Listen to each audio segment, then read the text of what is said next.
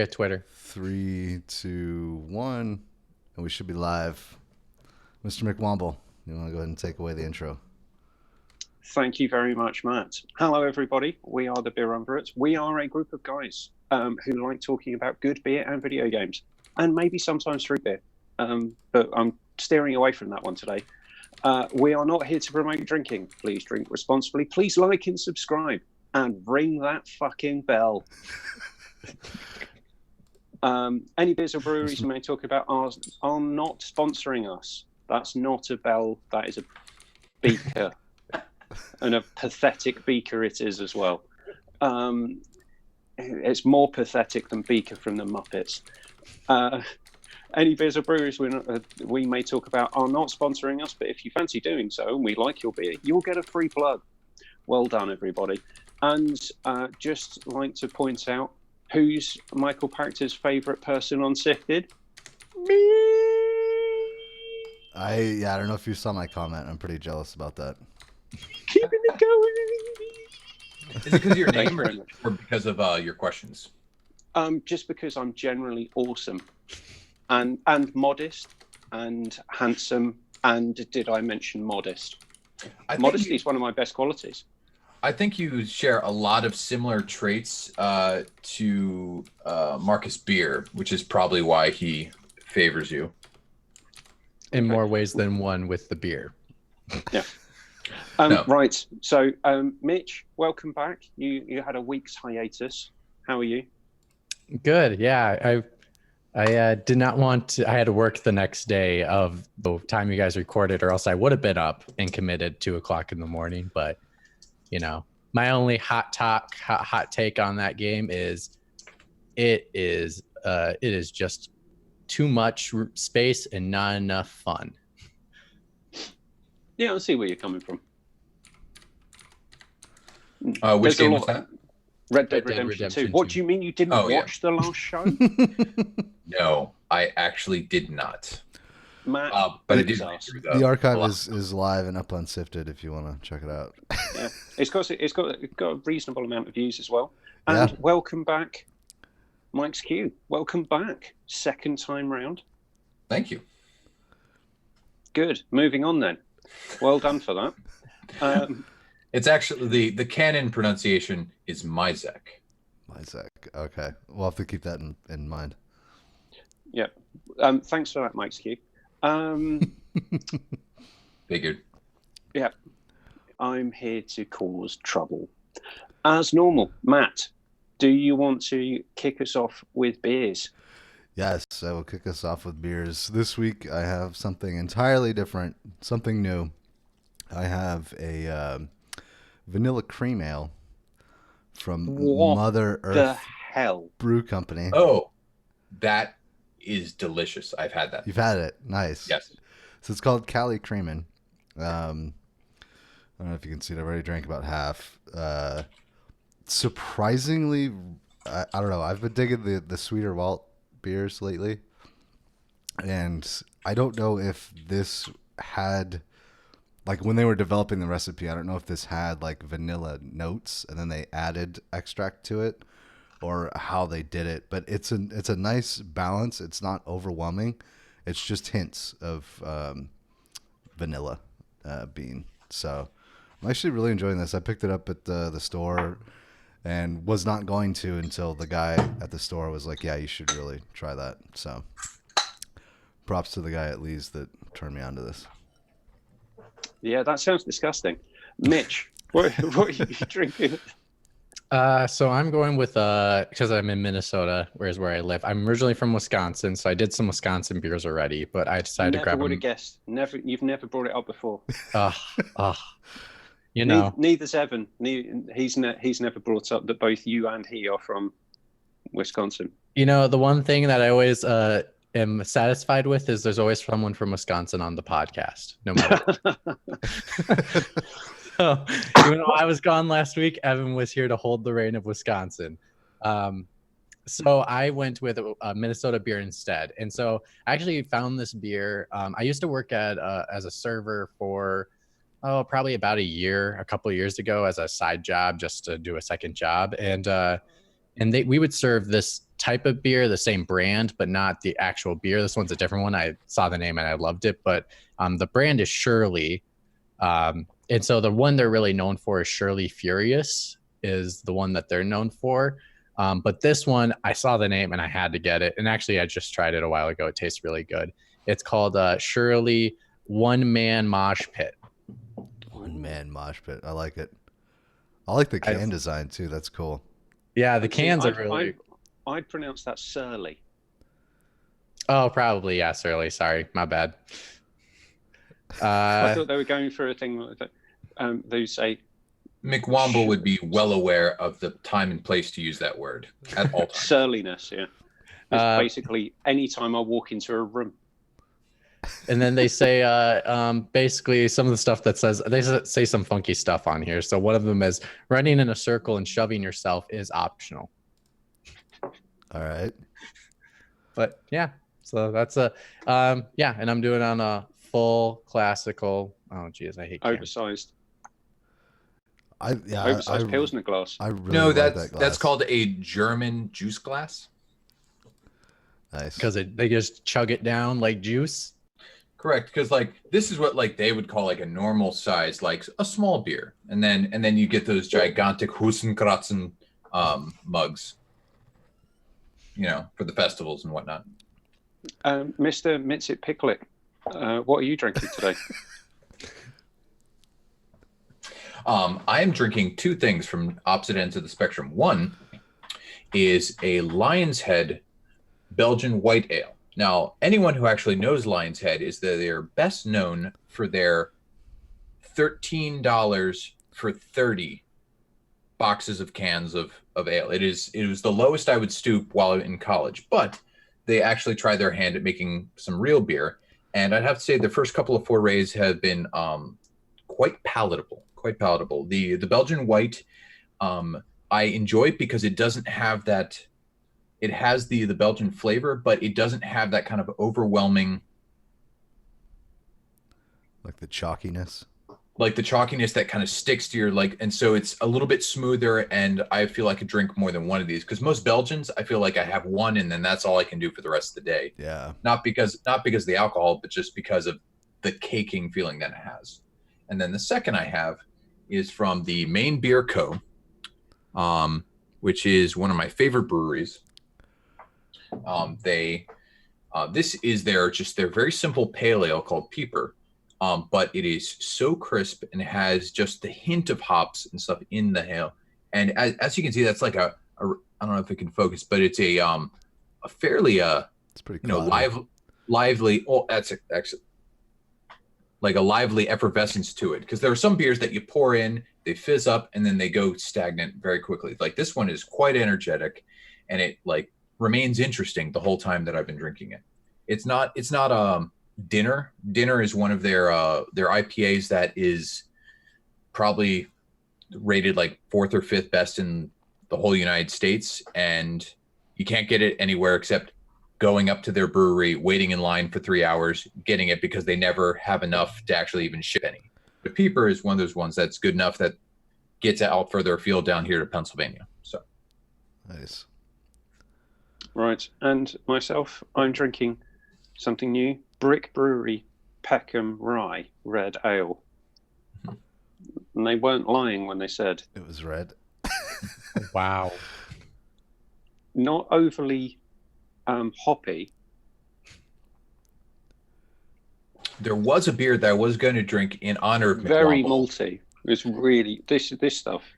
It's the kind of one you wouldn't want a pint of it, but in a kind of 330 ml can, I'd quite happily go back and have another. Very nice. Very nice. Yeah, I forgot to mention the one I have is really, really light. It actually has like a hint. So the alcohol percentage is about 7.2. It's probably pretty strong. Yeah, it's probably one of their strongest of all their beers. The Furious one they have is I think it's about 5 or 6 if I remember correctly.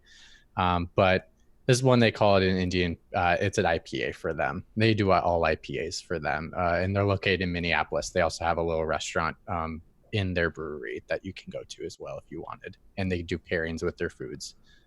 Nice. I was going to drink a Samuel Smith Gicato, I believe, or Staccato or whatever, in honor of McWomble because it's a British, but it You was should just honor me anyway. it was 9.5. Hector does. You might as well honor him. It was 9.5, and I was like, do I want to drink 22 ounces of 9.5 at 2 o'clock in the afternoon? Yeah, before 9 p.m. The other one that I'll probably get to later on in the show is a Brixton Atlantic APA. Pale Ale. I love that can. Is American Pale Ale? Is that what that is? APA? Right, so what's it say? Brixton's famous street market winds down Atlantic Road, hence giving the name, brimming with exotic wares. Bold aromas and flavours competing past attention, a bit like our Atlantic APA. Extra pale with a malty finish. Huh. It might be Atlantic Pale Ale. Yeah. Well, I think it's Could be. because of the name of the road that Brixton Market runs down. Okay, In so London.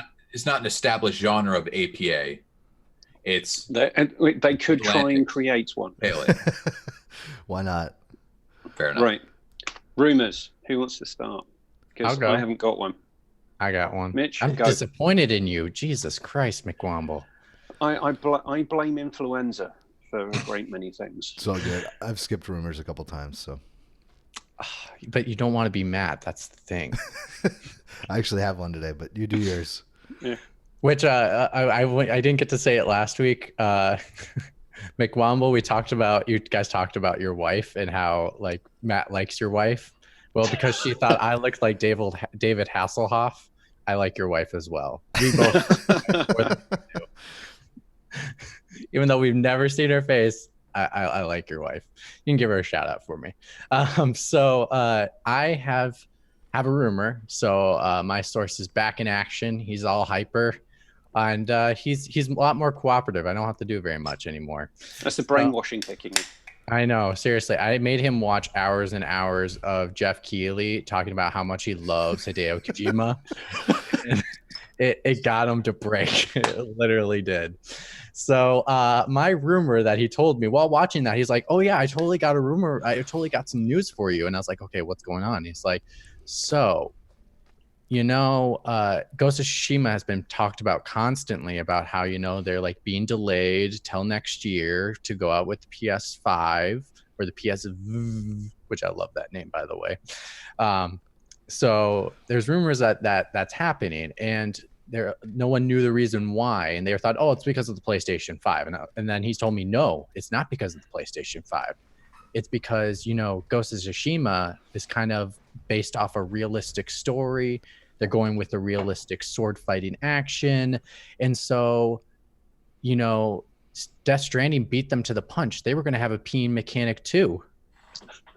And so now they have to go back to the drawing board and try to one up Hideo Kojima with his peeing mechanic, because apparently when he pees, flowers grow. So they're like, what do we have to do to one up it? So now they have to go back to the drawing board and figure it out. Well, do you know how you one up a number one? You go for a number 2.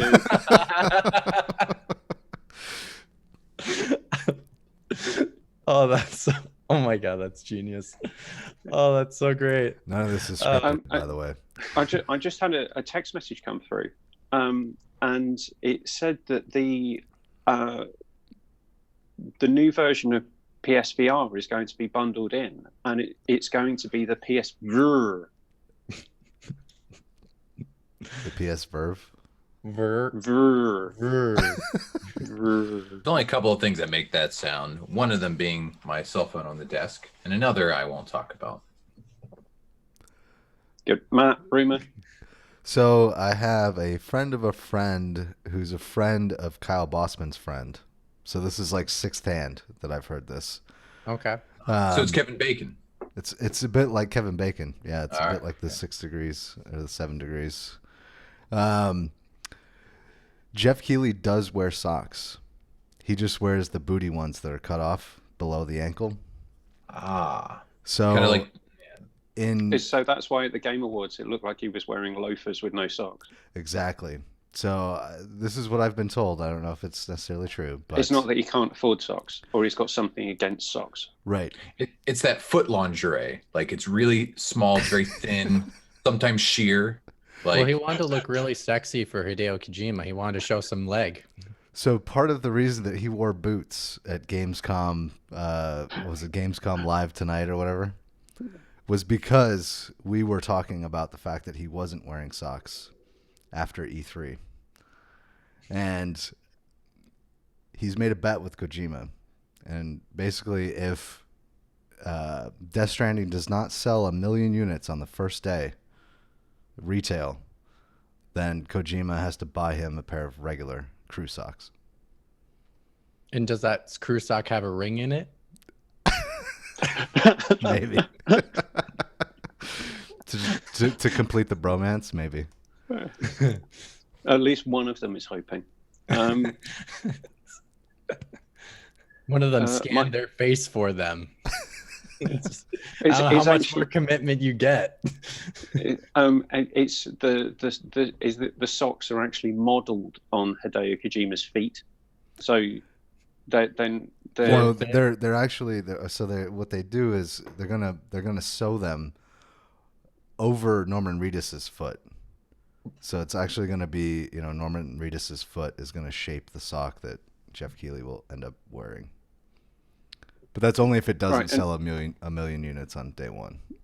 And if anyone's slightly confused by this, Matt and I did an episode where we were talking about the Game Awards, and that's what it was. I said Jeff Keighley needed to do the show because he couldn't afford socks, because he was wearing loafers without any socks. This was before we started getting curated. That's right. So okay. if anyone wants to go back, I thought that was quite a funny episode. Mikey, do you have a rumor? I do have one rumor, and oddly enough, it's very much similar to Matt's. You know how Kyle Bossman was absent this week from the Easy Allies, and he claimed it was to be in Gamescom, and we did have some proof that he sort of was there with his announcement of Jeff Keighley at the beginning. But my rumor that I found out very recently was pre-recorded, and Kyle Bossman was not actually present there.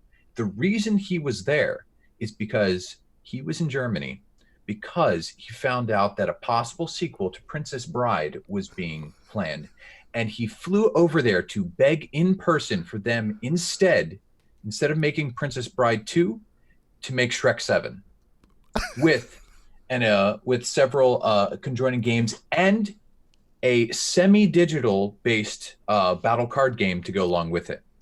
And it was the only way he could get that thing. He found out somewhere where they were meeting for this, like the final deal. I think it was the signing, actually. Like they had like some wax like to put the contract through. And from what I could tell, he was successful. At the very least, he stopped anything from happening. But that was my rumor, that he was not actually at Gamescom. He was trying to pitch a franchise deal. Well, not only did he do that, he did the whole Easy Allies podcast by himself in a hotel room. Yeah, that could have been anywhere. Like it was next door to the signing. Next door, actually ready to go right after to go get to the signing. For all we know, that actually could have been his second apartment in Prague. Because he's taken a nice cut out of that Easy Allies budget. Based on that rumor, it does actually seem like you've been drinking 9.2 ABV. Right, Mitch, do you want to? Oh, well, I hope you want to kick us off in terms of the item we're going to be talking about today.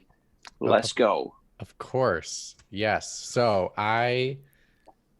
reason why I have all this info ahead of time, I got notes, and the reason why, because I was maybe going to talk about it on a video or something a long time ago, and I just saved it for later. And I was like, oh, this is the perfect podcast to talk about it. And I want to talk about towers, and freaking games that you have to climb up to open up a damn map. So I'll give you some oversight, some info, and then I'll throw a question out to you guys, and we'll discuss from there. But so I remember the first tower that I ever had to climb to open up a map, and that was Assassin's Creed. That was back when I was in high school, guys. I'm 26 right now. So this thing's been happening for over a decade. And not only was that, it was not revered as the best mechanic of that game. Now, I understand why they did it. I understand. Like when you climb, it was showing off the parkour. That was one of them. Two, it was on new PlayStation hardware. They wanted to show off how far the draw distance is on that beautiful surroundings when you turn it around. Absolutely. And so we've been doing this for about 10 years. And I'm just going to list off some games. This isn't all the games, but these are a list of games that do this exact same mechanic where you have to go to a waypoint, that you have to maybe climb some tower, do some kind of mechanic, and all of a sudden it opens a section, only a section, not the entire map, just a section. Yes, McWomble. Before you start the list, I need to be in bed by, say, probably 2 a.m. So how many games have you cut off? Oh, yeah. To the list I found online, there are about 23 games, but I know there's tons more than that. And these are just probably like 5 or 6. So all the Assassin's Creed games, that's obvious. Far Cry 3 and 4, Batman Arkham Origins, Watch Dogs, Middle Earth Shadow series, Dying Light, Mad Max, Horizon Zero Dawn, Legend of Zelda Breath of the Wild, State of Decay 2. Those are just some ones that stood out to me automatically. And so they did those. And my issue is they keep doing it. Like I don't get it. So I'm literally just going to throw it out to you guys of just, do you like having towers? Like I'll start with you, Burkoff, because you don't talk very much because we cut you off all the time. So Marvel Spider-Man for PS4 had a similar mechanic as well. Yes, Marvel Spider-Man. Yes, absolutely. We'll put it on our promo too, just to throw it in there to give it to people. But yes, Burkoff. Like, do you like having towers that open up maps every time you play these open world games? Yes and no. So yes, I think it would be a nice thing to have if it was something that you discovered. But in most of the games that you've described, there's usually a waypoint that you have on the map that you go to first to unveil other waypoints and checkpoints. So I think it would be a cool thing if it was something that you discovered and it revealed more of the map. I don't think it's cool when it just says, go here, do this. What do you think, McWomble? Can we call it copycatism? Yeah, we can absolutely do that. Right, where are we? Yes and no, same as Matt. Because there are certain instances where I actually quite enjoyed elements of doing it. So Horizon Zero Dawn. Okay.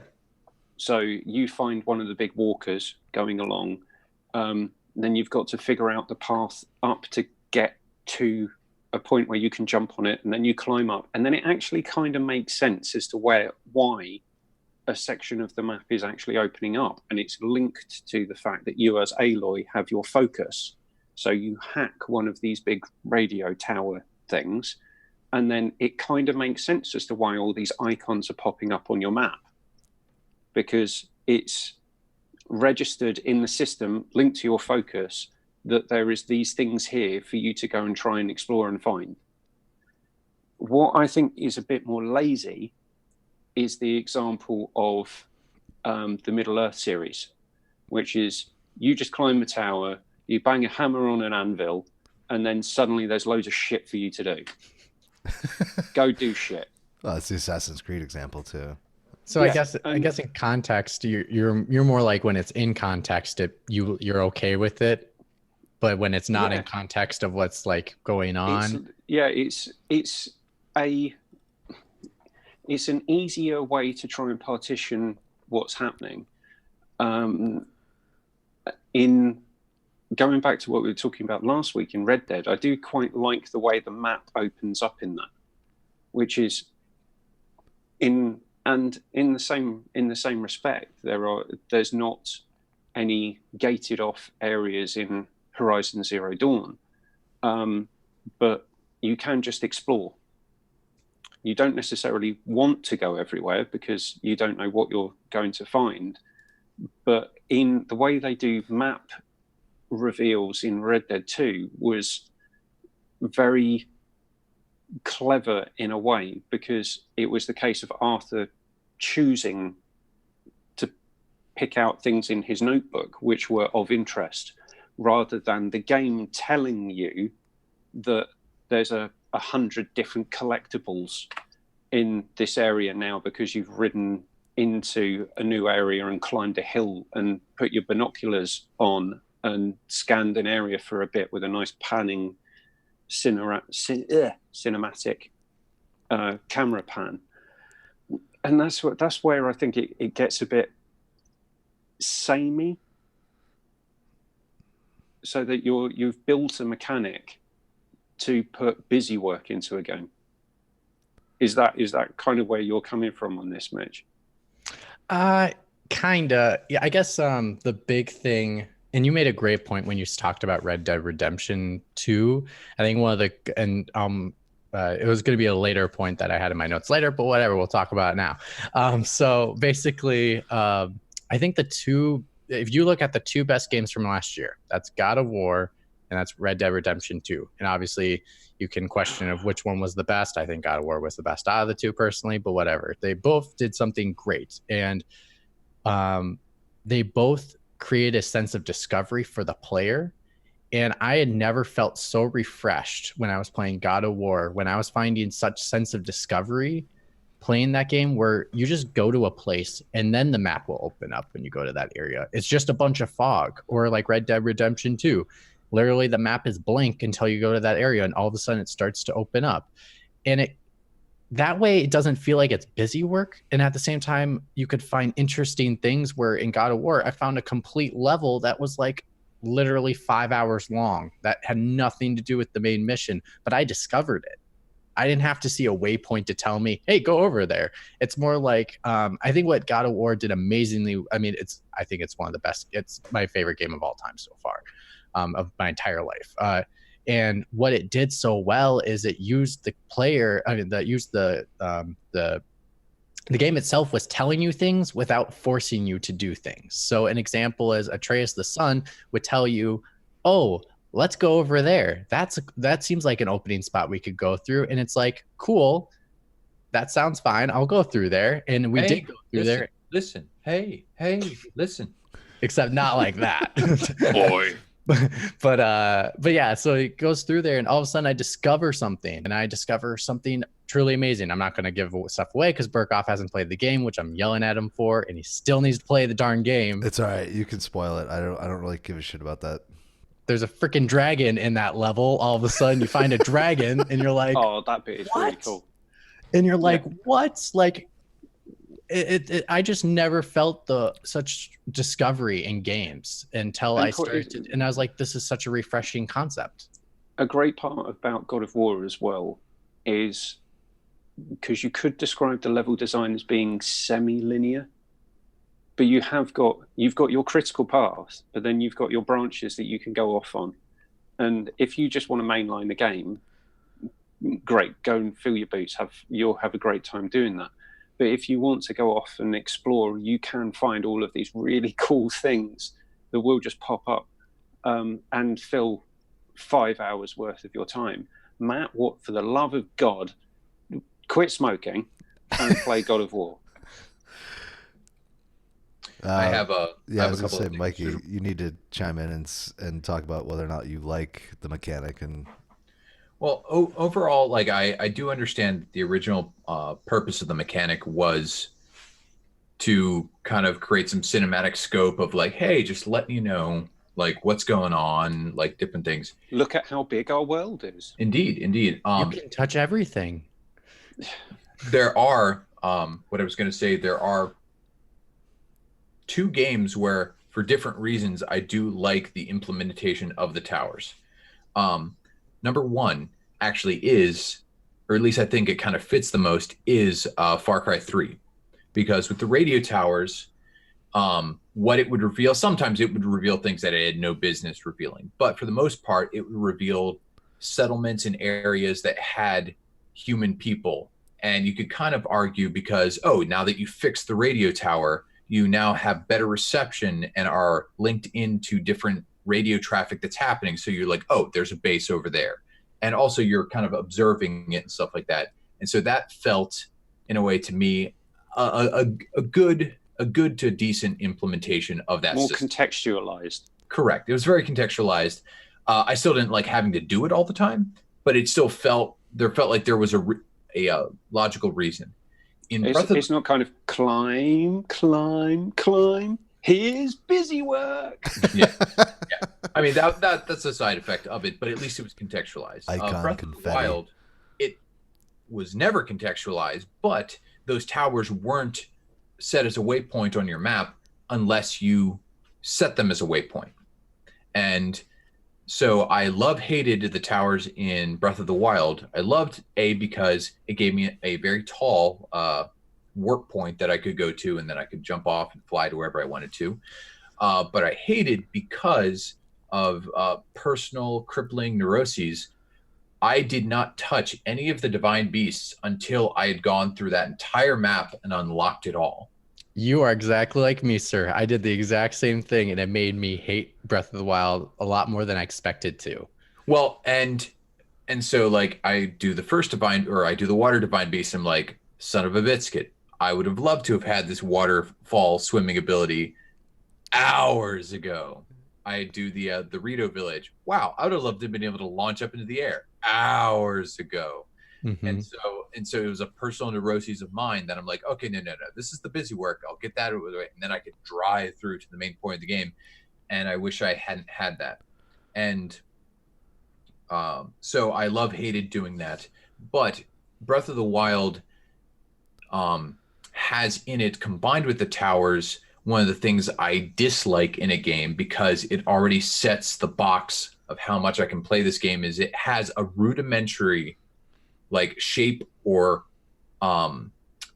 template for the map. You can already see how big the map is, and you're just filling in puzzle pieces. Whereas in Red Dead or other games or whatever, it's like, we don't know how far this map extends that way. Like, and even if it is tons smaller, like even a game that's like, a quarter of the size of Breath of the Wild, but if I don't know the size of it and I'm allowed to organically discover my boundaries instead of already seeing, okay, this big like maelstrom of or whatever, that's how far I can go. I don't know what's in it, but that's the extent of my knowledge. Because I'm a sucker for unfinished stories, open endings, other things like that. And I'm a sucker for it, and I'm crippled by it because I'm like, what else is there? What else is there? And so seeing a map that's just not filled in, but you already see the borders, I very much dislike. And the puzzle piece towers are a part of that problem. And that's just my opinion on it. So yeah, and I think you make a really clever point when you talk about the boundaries, and I think that's what made God of War so refreshing for me as well, because you thought you knew what the boundary was, and all of a sudden there was a gape in a hole, and all of a sudden, well, that too, like the lowering the water, but then also there was entryways that you didn't notice before that finally you could go through, and all of a sudden you're on a whole other side of a map, and you're like, oh, I thought my boundary was already established. Yeah, I just I agree with you 100%, and as well with Breath of the Wild. That was one of the most useless towers ever. But go ahead, Matt. I have a totally different perspective, because I feel like even though I knew the boundary of Breath of the Wild, it felt a lot larger when I was actually exploring. The other thing that I really liked about climbing the towers and having that waypoint that you could transport to was the fact that you marked the areas of interest. You controlled that, which is something I don't necessarily like in games. I've been playing a lot of No Man's Sky recently because of the Beyond update, but it gives you one waypoint at a time. So like whatever you have selected in your journal, that's what you go to do, and it's randomly generated, so it's a little bit different than some of these other games. The one question I have for everybody that's here today, are you guys all familiar with the concept of ludonarrative dissonance? No. To a point, but so you could explain it if you need to. Well, because it seems like most everybody likes the contextualization of what you're doing makes sense within the world of the game. Ludonarrative dissonance is when it doesn't make any. It's just gamey. It's gamey to be gamey. Like you're doing something just to serve the mechanics rather than to serve the story or to serve the immersion. or the context of things Right. around you. Yeah, exactly. So that was why I was asking. But I did have one point real quick to make about a world that I thought without the use of towers still fulfilled the same purpose of towers in a much more contextual, accurate way, and that is The Witcher 3. Like there were, like you would go into an area and there would be some question marks and stuff on the map that you had no business knowing that there was anything interesting in that random valley or hollow. But most of them would not pop up till you walked into a town and checked the message board. Like, hey, there was some cattle killed over here, or we heard something spooky over there, or my son got pulled into the hole by a blood ghost. Could someone please help me? And then a whole bunch of question marks would pop up. And so it gave you an actual narrative reason for knowing that there is something that direction that should be attended to. That makes sense. It was still contextualized too, because it's within the character that you're playing. You're a witcher that's, oftentimes paid to go do these things. Yeah. Right. So it made complete sense within that world for there suddenly to be a marker for you to check out. And just a shout out in the comments section really quick. We have someone that did comment about towers, and so I thought I'd give them a shout out really quick. They did say they didn't mind as much of the towers. They liked Horizon Zero Dawn's towers because of the innovation of having them move, and that there's some complexity to them. And he said generally doesn't mind them, but it's nice to find new ways to implement them and interact with them.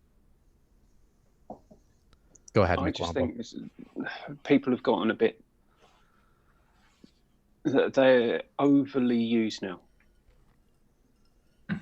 It's de facto. It's de facto. Yeah, like you build an open world game, it's going to have towers. Like, why does it have to have towers? Yeah. So I'm waiting for Night City to have towers. So you climb up to the top of the corporate building, and then you look out from the top using your augmented eyeballs that you bought on the black market, and then suddenly hundreds of busy work waypoints appear, or not. I think an interesting concept that, an example of one that had towers like Spider-Man that could have not had them at all and could have fixed it was Spider-Man's on his phone constantly, like when he's web slinging around. Why wouldn't you, if you go into an area, all of a sudden he picks up a signal on his phone because he maybe hacked his phone for adjustments or something like that. So he picks up radio calls, people's phone calls, and then he hears someone's in danger. There's trouble over by the interstate building. And then the question mark appears there. Didn't they semi-contextualize that, saying like, oh, something's wrong with this, the police? The police, they weren't. I wouldn't. Yeah, because he wanted to be Spider Cop. Semi. Yes, that's where Spider Cop came from. Semi. So I'd class the ones in Marvel Spider-Man as being slightly different. So you actually had to do something to get the tower to work. Whereas so you were is part of the hacking mechanic, and similar to the Batman games. But I think my question to you guys, really, to be honest, is, yes, we do appreciate them when they're contextual, when there's something that it makes sense in the world to do with it. But that is they're just coming up with a reason to do towers and come up with a contextual reason to make you do them. Yeah, rather than actually thinking, why do we need them? Why do we need them at all? Like, why don't we just get rid of them and find better ways to make the player know that, hey, there's something going on over there. You probably want to check it out. Like, what are other ways that we can do that in games? We talked about sense of discovery and just going around places, but I mean, like my solution with Spider-Man of flying around the city, and all of a sudden you pick up something on the phone and it says, hey, there's something going on over this area. And then boom, it pops up on your map, then contextualized. You weren't in the room again. Well, I think part of it is we'll add it to the list. I know. We're just gonna might as well give me a tally. Might as well have a board and give me a tally. The times I'm not. Because Mitch wasn't in the room. But yeah, I throw it to Burkoff. Really, like what if there is no towers? Like, I think would you prefer them just to go away and find a better way to have the player know what's going on in the area to know you need to go over there? Yeah, totally. But the problem is going to be the mainstream audience and the fact that, with achievement statistics and all that kind of stuff, like most people don't finish games. Most people get, 15 or 20% of the way through a game and they stop and that's it, I think Oddly enough, both of these games were the first two games I had ever platinumed. God of War and Spider-Man. All right, good for you. Which you think if they didn't finish them, you'd want to change something so that they do finish them? Well, see, that's what I'm saying. I think these mechanics have evolved from that, right? Like No, it's I'm stepping on your lines again. Go ahead. The mechanic Stab them hard. So the mechanic is developed from this seeming need to elongate your game as much as humanly possible. And how do we make our game longer without actually increasing the length of the story? Mm-hmm. Well, I mean, that's like the Saints Row and GTA. Climb, busy work. Well, I mean, that's like the Saints Row and GTA examples, right? Where you just throw a bunch of other activities or... That's literally what those games are. They are... Yeah. Do whatever. It's a bunch of different activities. I think for the mechanic itself, though, for progressing the story, it's helpful for casual gamers because it gives you something to like, okay, I have to do this and now I have to do this, right? Well, but what's the difference between opening up the map, seeing all the objectives, and just finding ways to show you the objectives? And just that way, I mean, they're already going to know the difference between a main story point and a side story point because usually it's a different graphic, different color. Yeah. But the towers make a way for you to make finding what the other objectives are an objective in itself. No, literally, no, that's exactly it. You have the exact point. Because there will be an achievement for unlocking all the towers. Yeah. And then there'll be an achievement for doing all the busy work that unlocks from unlocking the busy work that you've just done. Okay, it's like those achievements in games where it's like, first achievement, you turned on the game. Right. First achievement. Pressed X button. Yeah. Achievement unlocked. Press X to open an achievement. Achievement for opening your achievement. That'd be amazing if the last achievement was actually look at your achievements. Yes. Oh, I would appreciate that. Yeah. The unfortunate thing about this is that I don't think it will go away in a lot of open world game design. I think it's become too ubiquitous now. So only certain developers who don't want to implement the mechanic will choose not to do so. And I don't think anyone at Ubisoft knows how to do anything without including towers in them. I think they've probably got a studio somewhere in the world just dedicated to tower design. Mm-hmm. Actually, they do have one studio that does never do towers. You know which one it was? Was it Rayman Legends? No, it's the one that did South Park series. They never had towers in the South Park series. Gotcha. And in that studio, all they do is watch reruns of Faulty Towers.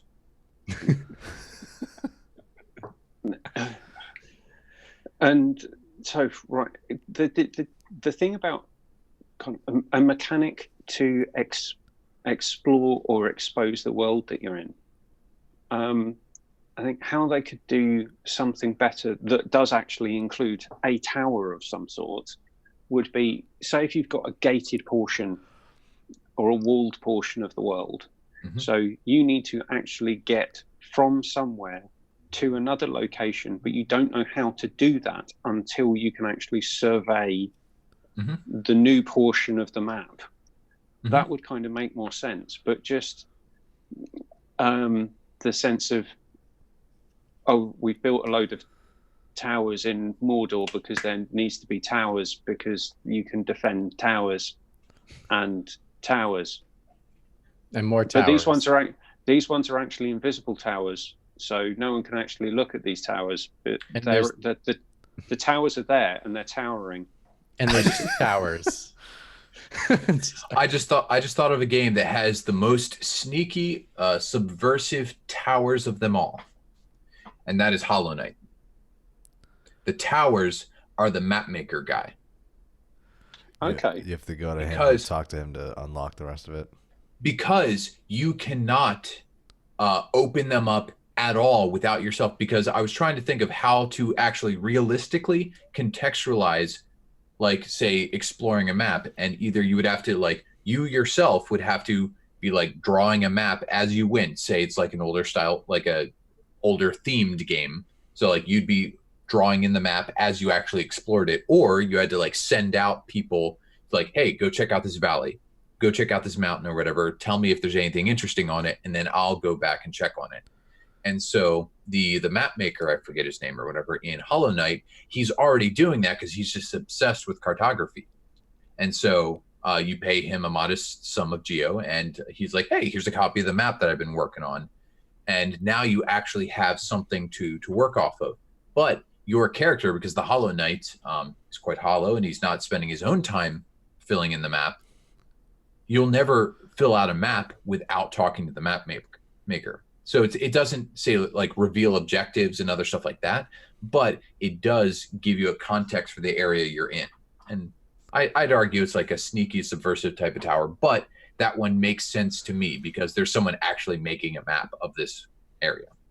Yeah, and when they make you, when the tower is a requirement, that's where it becomes a handicap on the player. It's like, that doesn't make sense. I should be able to go to this area even if I don't open up the map to the area. But someone made a really in chat, Raphael's on with chat with us, and so he did make a good point that I did want to establish on there. He said one good way of finding out about locations on the map is to simply interact with the environment and characters. That would be a lot more immersive. And he said Red Dead Redemption 2 was mentioned earlier, which I think is what he was trying to say.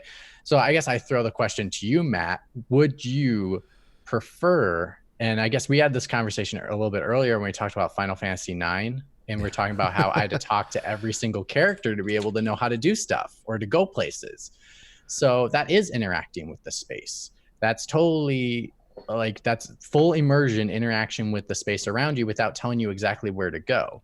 And so I guess my question to you is, would you like games to just tell you about things and to understand things by interacting with the people around you, and maybe then they point stuff out on the map? And I know obviously it's not as commercial for people that don't want to spend a lot of time talking to every single person, but if they created a mode where automatically it puts a certain icon in an area where you need to talk to a person, that would be a way to solve that solution. But is that something that you would prefer instead of a tower? I mean, before you answer, just ask yourself, what would Tool do? What would it would definitely be hidden. It'd have to be something that you have to seek out. No, I'm a big fan of Morrowind. I think that's probably one of my favorite games of all time. And in that game, it's all about talking to people and then figuring out from your journal entries where the fuck you need to go and what you have to do and who else you have to talk to. Like never a waypoint in sight. Like maybe you'll see on the map, like, oh, this is where the town of X is. And maybe one of your journals says, like, right, go to this town or whatever. In the town of X. And you're like, oh. You could make a waypoint for it, but you're the one. I think that's one of the revolutionary things about The Legend of Zelda Breath of the Wild is you making your waypoints in game instead of just on a map, which I really liked. I think games need to take that a little bit more if there's a lot more of that kind of stuff. But go ahead, Matt. Matt, I've got a one-word question for you in terms of maps. You're just laying on the questions on him, McWomble. Jesus, you stabbed him and now you're stacking books of questions on his face. Skyrim. Well, all right. So Skyrim is an evolution of the Elder Scrolls series, right? And they've dumbed down. They've dumbed down a lot of the mechanics from Morrowind and Oblivion. But I like Skyrim. I think that it's sort of a happy medium. We'll see where Elder Scrolls 6 goes with it, but yeah, I mean Skyrim's nice because you can. It's similar in that regard. Like it gives you like this is where you have to go. It doesn't necessarily tell you where you need to go, but once you discover it, you can just kind of fast travel and you don't have to worry about hoofing it from point A to point B. Will you lose your shit if Skyrim 6? I'm not Skyrim. Sorry, Elder Scrolls 6 has fucking towers. has towers. And waypoints. Well, I guess Skyrim does have waypoints if you have that specific quest selected in your log. It gives you like an idea of like, oh, you need to go talk to this person or whatever. And there's an icon. But I meant a waypoint to open up the map. Is that a deal breaker? Well, the nice thing about the Elder Scrolls series is, if I remember correctly, at least in Skyrim, the map is pretty much open, but the shit on it is not discovered until you actually go there. Correct. Yeah, you are correct. So I don't know if I love or hate in games where it's like it gives you a waypoint in like a fog, but like, you know, like miles away. But and so like you don't know what's on that map. You just know that there's something, a single thing way far away, right, for you to go take a look at. What I think I personally would like better is like, here's the section of the map that you actually have explored, and it'll put like an arrow at the edge of what you'd explored. Like it's this direction. Go that direction. I'm not telling you how far away it is down there because you've never been there and you've never met anyone who's been there. I would like that. Again, I think most people will get frustrated with it. Yes, I know, but Yeah. I personally would like. Yeah. But again, make it contextualized. So in Horizon Zero Dawn, it actually has it marked. It has the exact location marked on the map of, say, Meridian, because your focus and items within Meridian are linked to that. Yeah. What you don't have is the knowledge of the route to get there. Yeah. So Right. that kind of makes sense as to why it's clouded off. But you know, within that area of cloud, there is the beauty that is my face. So that kind of makes sense in that specific example. The one thing that I'd throw out as a question is you don't see this mechanic so much in science fiction as you do fantasy or other a style of open world games. So if you've got an element of space exploration in this, there doesn't seem to be this type of mechanic. We'll have to Well, wait. it's usually in We'll have to wait context and of going- see what the Outer Worlds gives us. Yeah. Mm. Or Star. Star Citizen. Yeah. Oh, I'm sorry. What's the one that's being made? Field? By Starfield. Starfield. Oh, Yes. Yeah. All right. How do you forget that, Matt? That's the one I'm looking for you for. He was No, he was fantasizing about Star Citizen and when it will be done in 2033. It's never coming out. It's never gonna happen. I think I think do that- appreciate Matt's like weekly updates of the Star Citizen shit show. It's great. Like I don't have to actually sift through it to find the funny stuff. He just boils it down to the perfect, just wonderful things. I think you don't see it as much a McWomble for the science fiction portion is usually because they discover everything in space. They've already discovered it. There's ways to, and I guess this kind of opens up in regards to what I was going to say earlier before the question was, you know, I think it's great to offer opportunity of self-discovery. And I think games should offer that as the first option automatically, but then also offer an opportunity if it's contextually works within the story. So like an example, Red Dead Redemption 2, you know, it's pretty blank of a map.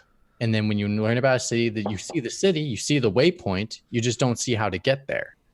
But obviously in that time frame, they have maps. You could go buy a map and it could show you the entire map and the entire area, all the roads and things like that. And I think games could do that a lot more if they wanted to offer opportunities for people that are just like, well, I don't want, like, if you don't want to do towers and you just want to do self-discovery and the people are like, well, I don't want to do the self-discovery crap. Well, just give them a map and they'll be Do, satisfied. do you know what? You've just made me think of something about Red Dead Redemption 2 that makes absolutely no fucking sense. Okay, let's do this. I wasn't here last week, so I want to grill on this. So you can buy treasure maps that give you the locations of treasure, but you can't buy maps that actually show you where you want to go. No, that was actually one of my points I had on my list from when if I was going to be on the show, I was going to talk about that because that's ridiculous.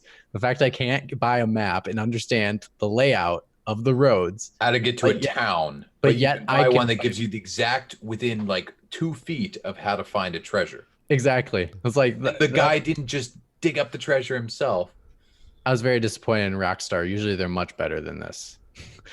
Was there ever a quest or a treasure thing where you bought the treasure map and it was empty, like with a note like, sucker, like I sold you this map for like $10 or whatever, but I already took the treasure. Of course, I already found it. Like, why would I give you the treasure? I just would have loved if that would have happened.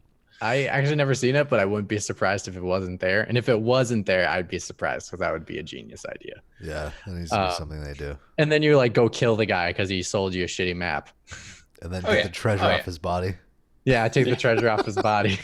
But no, I think it doesn't work in science fiction as much because technology is so far advanced in science fiction that it's like they probably sent a probe out there already in that deep part of space to already lay out the maps. And I guess they do have opportunities in science fiction. The first Mass Effect, you can explore planets that are completely barren and empty and discover things on them. So there are opportunities of the self-discovery, but it would just be really, I just knocked on my mic. There's just not really opportunities to do like tower type mechanic in science fiction. I just don't know how would you do it. I remember in the original Mass Effect where I found well, get on with it then, but just after I finished. Yeah, that's what I was saying. I was just saying I had putting it in the queue. We don't have a queuing system. We have a talk over map system. Until I get told off by my wife. They're saying, Matt seems nice. You should let him talk more. Be nice to him. So in the original Mass Effect, I discovered a Prothean artifact just by driving around in the MykeQ. Yeah, there was nothing on the waypoints. You just happened to come over the crest of a mountain. There was a big cavernous excavation with a monolith thing stuck in the middle, and you would never have found it if you just decided to go, unless you just decided to go driving around seeing what you could find. Quick, just before you talk, Mickey, I discovered an entire. Because it's on Mass Effect. So I remember discovering an entire station on a planet and had to go through an entire firing, shooting situation. A firefight. Thank you. Firefight. And ended up, finding some amazing armor. So it's like, yeah, I actually thinking about it, I'm like, wow, Mass Effect actually did a really good job in that aspect. I don't remember that part, but go ahead. Something that comes up in Mass Effect as well is when you land on the different planets, it's not suddenly, it's a ping, ping, ping, ping, ping, ping, ping, ping, waypoints everywhere. No, it's discovery, 100%. Yeah, you go and talk to an NPC, an NPC will tell you that something has happened in one location, and it gets marked on your mini-map. Or you just find it. Yeah. Or you just stumble across stuff. And the thing that irks me about this mechanic, about it, I think I've done it twice before, but climb, busy work. Or if you're Legend of Zelda Breath of the Wild, climb, fall down. Climb. Oh, I'm out of stamina. Down. Yeah, finally I made it because that was to reinforce the cooking mechanic so that you just keep a shit ton of stamina refill things on hand at all times so that you could just cheap your way through and you didn't actually have to upgrade your stamina bar all the time, just had a lot of food. So in part of my issue with Legend of Zelda Breath of the Wild is some people love it for it, but I hate it for it is their lack of explanation for a lot of things. I'm struggling with The Witcher 3 right now because they explain things at the wrong time or don't explain anything at all. And now I'm trying to figure it out myself. But the issue I had with it is I didn't understand the concept of cooking. I was eating raw materials, trying to go across frozen wastelands. And until my friend told me about cooking, never knew it existed. Huh. I scared not gone. McWomble away. Nice. Nice. I like that. I'm not gone. The Legend of Zelda. Are you breathe hitting the on, light switches hold on. that breathe allow on it the to be gone? wilderness. I was in the queue. We can come back to Legend of There we Zelda, go. but I was in the queue. Okay, go, the- Mickey. Yeah, he hit the light switch. I knew it. I was like, he's gonna hit the light switch soon. Perfect. The whole thing about this is it's contextualized on what type of world your game is set in. Like, is it an old west? Is it an ancient civilization? Is it an alternate history fantasy? Is it sci-fi? Is it far future sci-fi? Is it near future sci-fi? Like, it all is contextualized on what we have. And so most of our perception is based on what we have available to us right now. So I take out this cell phone and I have Google Maps. I have the ability to get information on stuff both around myself and around the entire world almost instantly. And so this is like the perception we have. This is our neural net of the unified, like, planet Earth internet interface minus China. Like they have their own. They have their own. And you're in America. There is no rest of the world. America first, remember? Sorry, I don't have that. I don't have as much nationalistic butter on my bread. Anyway, On your bread. what butter on my bread? I love that. But what, and so the different worlds that you're in have to contextualize either why or why not you have or do not have this information already at your fingertips. So, like, what's going to be interesting is I guess arguably most advanced civilization scenario that we'll have being Cyberpunk 2077. Like, how are they going to contextualize what you know and what you don't know, because you know so much stuff or have access to so much stuff in that game. It's going to be interesting how they contextualize what you do and do not know. I know how they're gonna do it. I know. Hold on. Based on You're in the They're queue. gonna have- You're in the queue. You're in the queue. And I'll so, but what I was saying just real quick about sci-fi towers, like, and giving a context for that is almost in a way like Star Trek Next Generation does, where there are so many of these planets that they go and explore that do not either don't have the technology or aren't, or either way above or way behind our technology, the Federation's technology. And so they're not in regular contact with like the members of the rest of the solar system or the rest of the galaxy or the universe or however you have. And so going down and either providing technology or providing ways to access, like, you know, the larger Federation net or whatever, to give context to, now you know things about this planet. Because, like, That would be a contravention of the first directive. You don't interfere with lesser technologically advanced species. Understood. You think you're a Star Trek fan?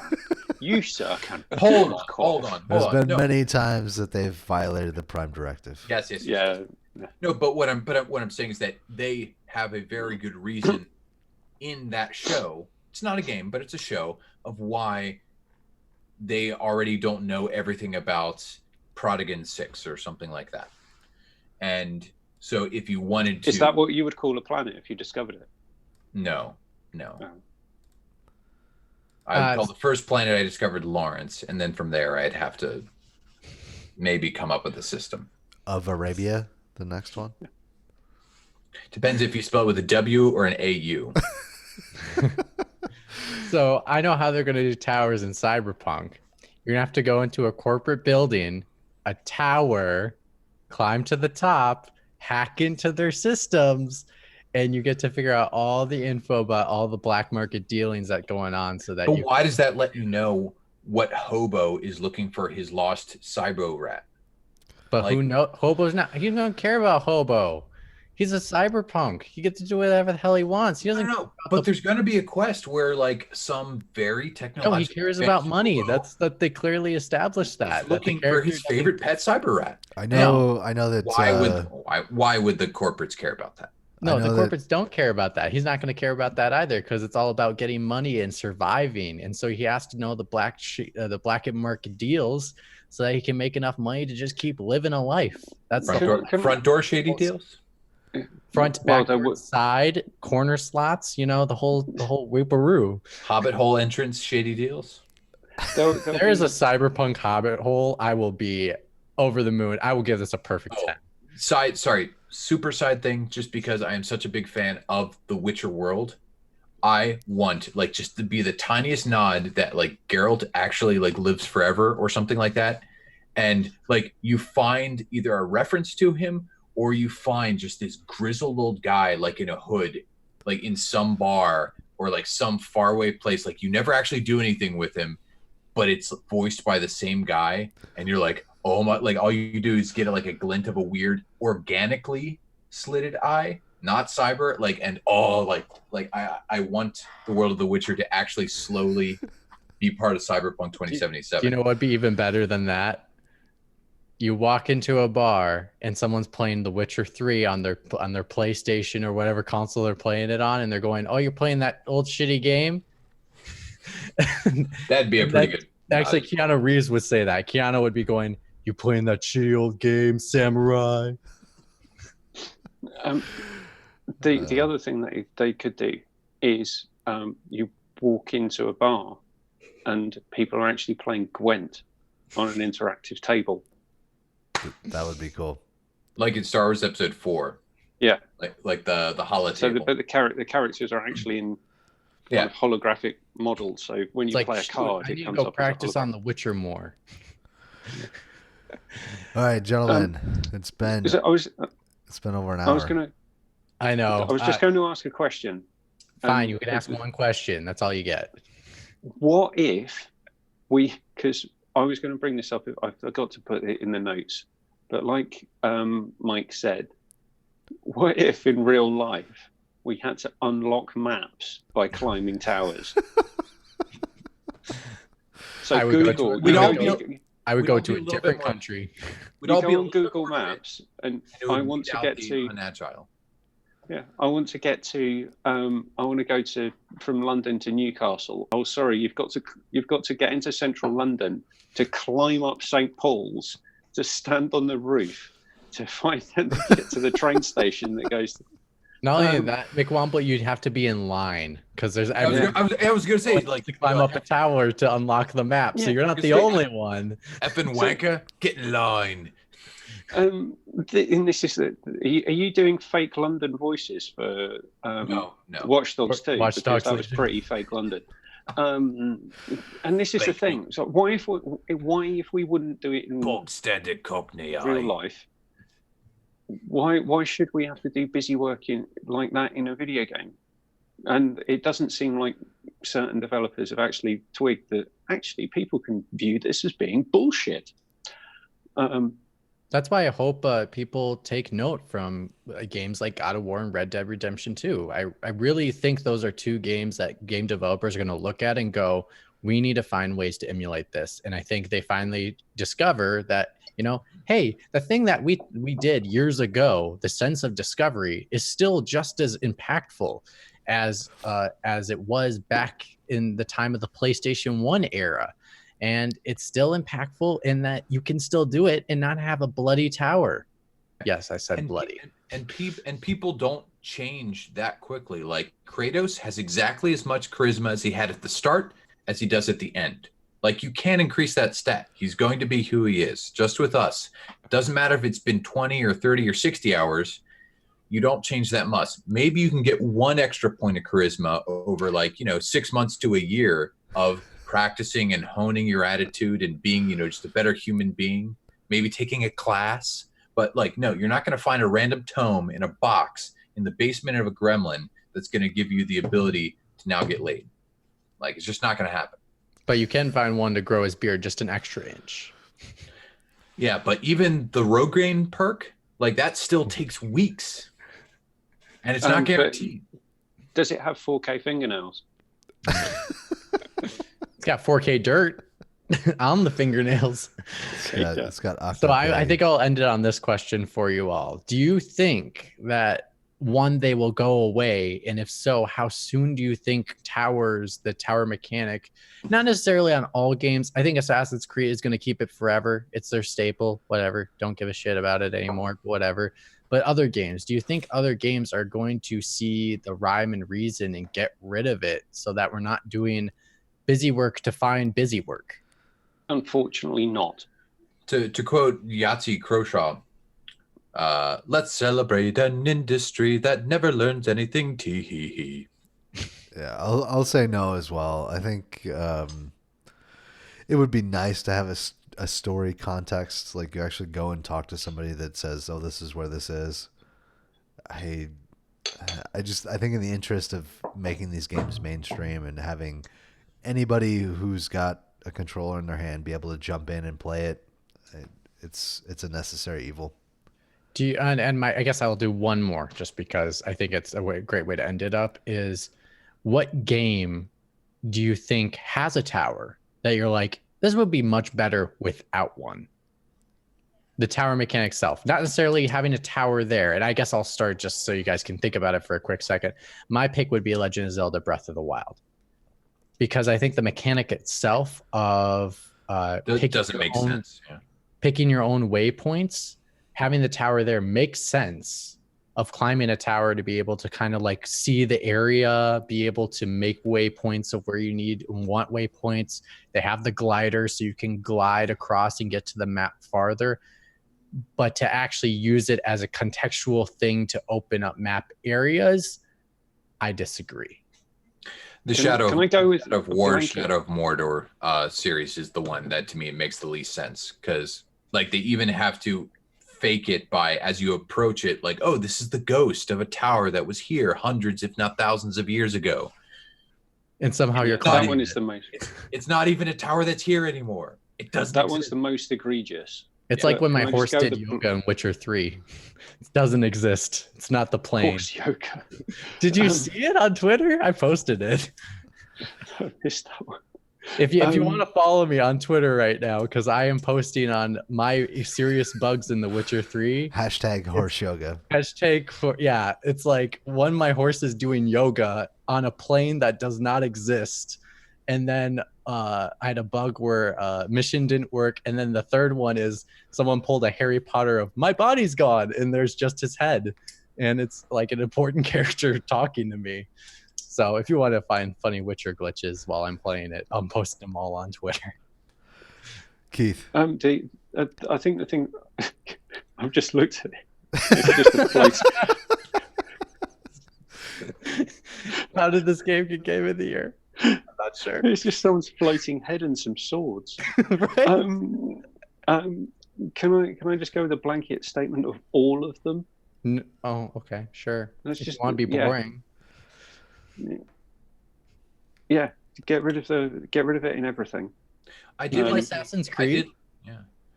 I did like the radio tower in the first Tomb Raider reboot. You climb it once, you fix the tower, you zip off of it, and you never deal with the tower again.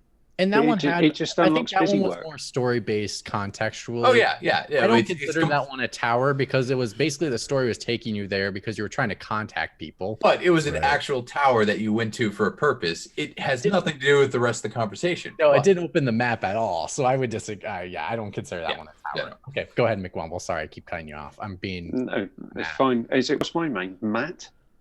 I'm sorry. Matthew. You're bringing the Keith. I am bringing the Keith.